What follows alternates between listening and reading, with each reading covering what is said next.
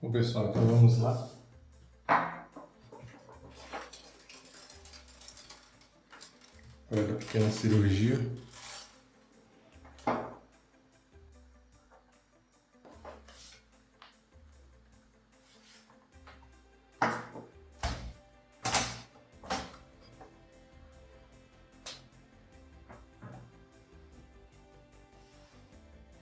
Um pouquinho empoeirado.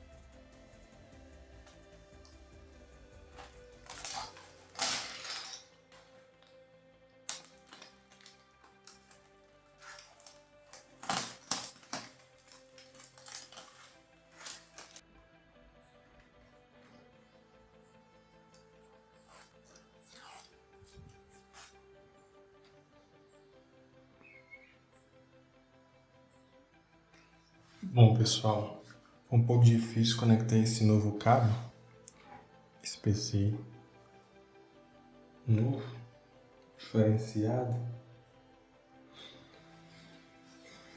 Bom, são dois pontos ali na fonte, isso torna esse aqui um cabo bem rígido, bem estranho, sabe?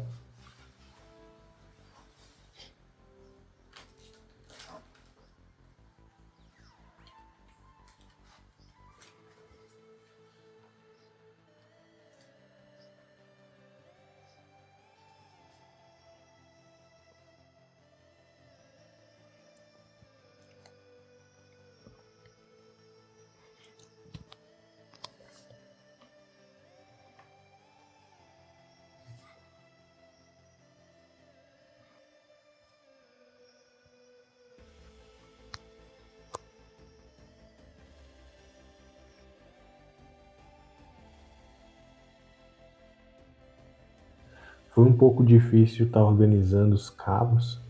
Eu recomendo que vocês torçam um pouco os cabos da fonte, com cuidado, claro, para estar acomodando melhor a placa de vídeo ali, para ter um espaço e não deixarem que eles forcem um pouco a placa de vídeo, né?